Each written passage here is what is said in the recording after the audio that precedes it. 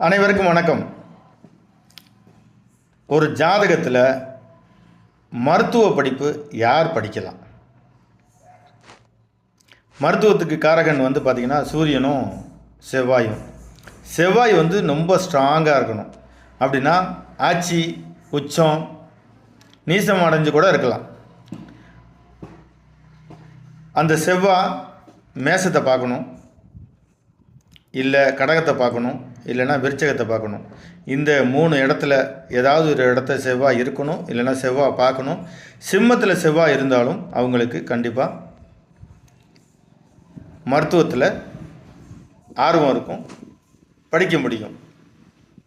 இதை தாண்டி வேறு என்னங்க செய்யலாம், எந்த மாதிரி இருக்கலாம் அப்படின்னு அமைப்பு பார்த்தோம் அப்படின்னா,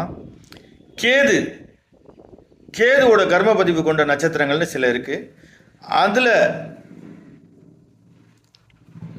ஒரு கிரகம் இருந்து தசாபுத்தி நடத்தினாலும் கண்டிப்பாக அவங்க மருத்துவ படிப்பு படிப்பாங்க.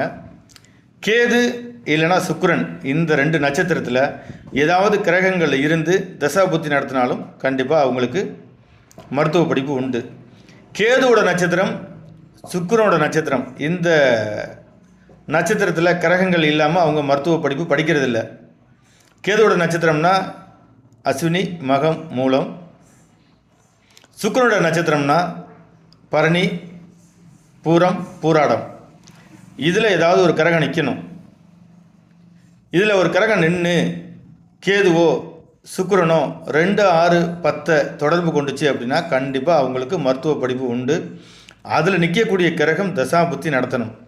அவங்க தான் டாக்டராக இருப்பாங்க. கேது ராகு சேர்ந்துச்சுன்னா கண்டிப்பாக அறுவை சிகிச்சை செய்வாங்க. கேது குரு செவ்வாய் சேர்ந்துச்சு அப்படின்னா கண்டிப்பாக அந்த குழந்தை நல்ல மருத்துவராக இருப்பாங்க. இப்படி மருத்துவத்துறையில் ஒவ்வொரு, இப்போ ராகு கேது சேர்ந்துச்சு அப்படின்னா கண்டிப்பாக அந்த அனசிஸ், அதை மயக்கவியல் அப்படின்னு சொல்லக்கூடிய ஒரு துறையில் இருப்பாங்க. மீண்டும் நல்லதொரு பதிவில் சந்திப்போம். மருத்துவ படிப்பு படிக்கணும்னா இதுதான் விதி. நன்றி, வணக்கம், வாழ்க வளமுடன்.